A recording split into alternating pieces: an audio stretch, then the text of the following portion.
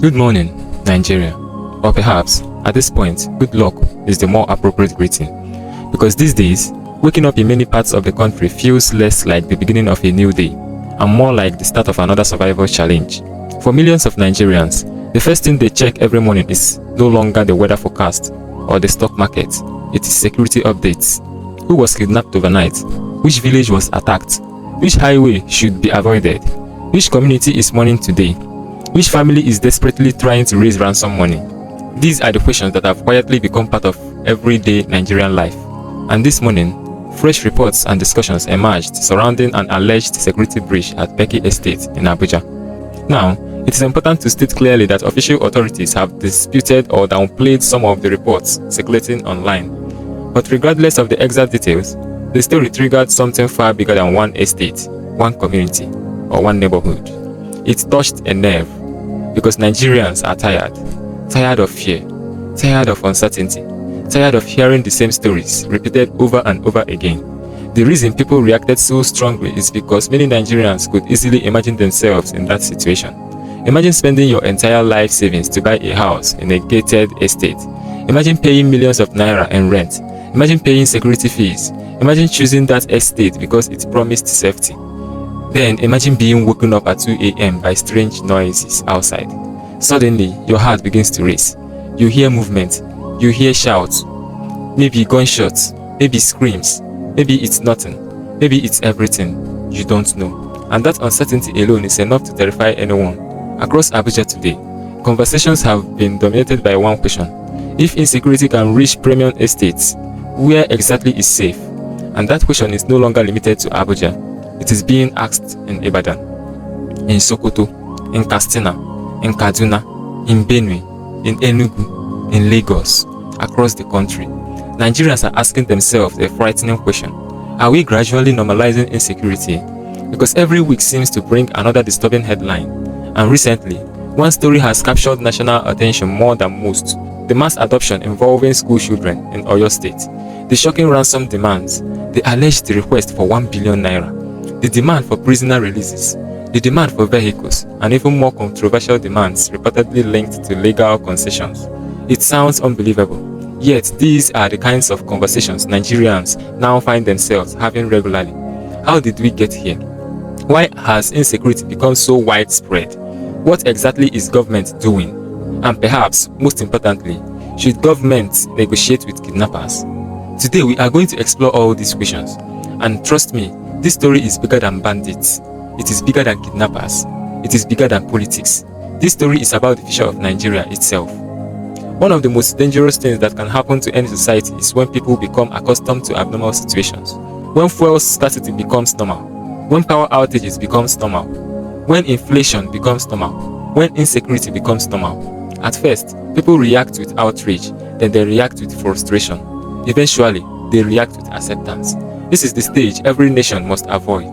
Because once fear becomes normal, a society begins to lose something important. Hope. Let's be honest. Many Nigerians no longer travel certain roads after dark. Not because the roads are bad. Because they are afraid. Many people avoid night journeys entirely. Many parents now track their children constantly. Many families maintain emergency savings not for investments or vacations, but for potential ransom situations. Think about that for a moment. Imagine working hard all year and keeping money aside not for progress, but for survival. This is the reality many Nigerians now face, and it is heartbreaking. But perhaps what makes it even more painful is the fact that Nigerians remain incredibly resilient. Despite everything, people still wake up, they still go to work, they still run businesses, they still attend school, they still dream. That resilience is beautiful, but it should never be mistaken for acceptance, because Nigerians deserve better. Much better. Banditry did not become a national crisis overnight. It evolved, like a small crack in a wall that was ignored until the entire building became unstable. Years ago, attacks were largely concentrated in specific rural areas. Many people living in cities watched the news and assumed the problem would remain far away. They were wrong. Criminal groups adapted, they evolved, they learned, and most importantly, they discovered that kidnapping could be incredibly profitable. Think about it from a criminal's perspective. Stealing cattle requires effort. Robbing a bank carries huge risks. But kidnapping can generate millions. sometimes tens of millions, sometimes hundreds of millions, with relatively low operational costs. It became a business model, a terrible one, but a business model nonetheless. And like any business, it expanded. New territories, new targets, new tactics. Soon, attacks spread beyond remote villages. Schools became targets, highways became targets, communities became targets, religious leaders became targets, business owners became targets, students became targets. Nobody seemed completely immune. That is how insecurity gradually transformed from a regional challenge into a national concern. Now let's address the issue that has generated intense debate. The reported demands allegedly made by kidnappers in connection with the Oyo situation. Reports suggest demands included 1 billion naira ransom, release of detained members, vehicles, additional concessions. If these reports are accurate, the implications are enormous. Let's start with the emotional perspective. Imagine being a parent. Your child is missing. Nothing else matters. Not politics, not policy, not economics, just your child. At that moment, you would probably agree to almost anything. And honestly, who can blame you? No parent wants to hear lectures about national security while their child is in danger. The emotional argument is powerful. Bring them home, by any means necessary. And many Nigerians understandably feel that way. But now let's look at the other side. The government's responsibility extends beyond one incident. Government must think about tomorrow, and next year, and the next decade. This is where things become complicated, because paying a huge ransom may save many lives today. But what happens tomorrow? What message does it send? Imagine a criminal group sees that kidnapping 40 people results in 1 billion naira. What lesson have they learned? Not that kidnapping is wrong. They already know that. The lesson they learned is that kidnapping works, and successful business models get repeated. That is the dilemma. The government is trapped between immediate human suffering and long-term national security.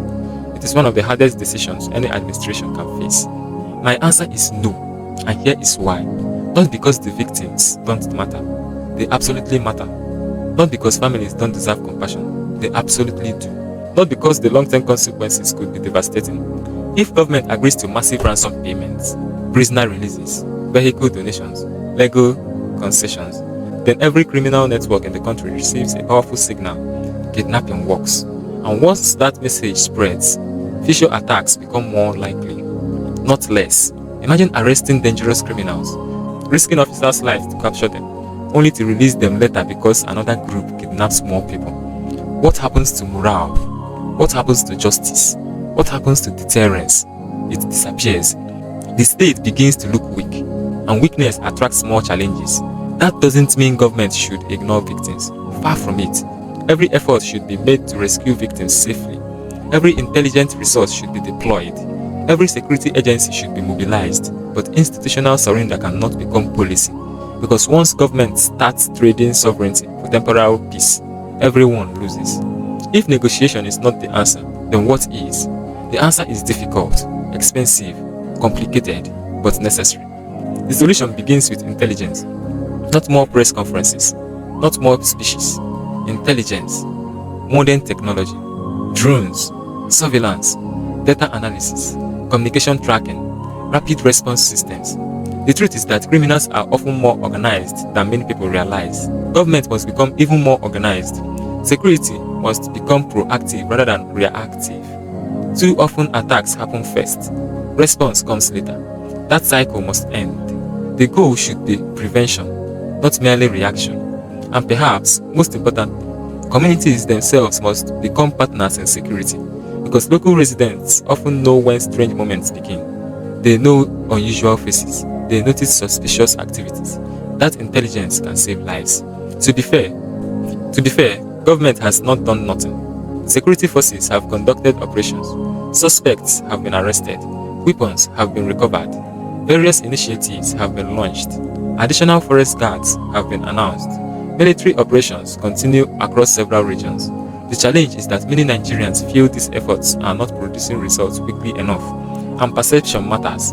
If citizens continue feeling unsafe, official statistics alone will not restore confidence. People judge security by daily experience.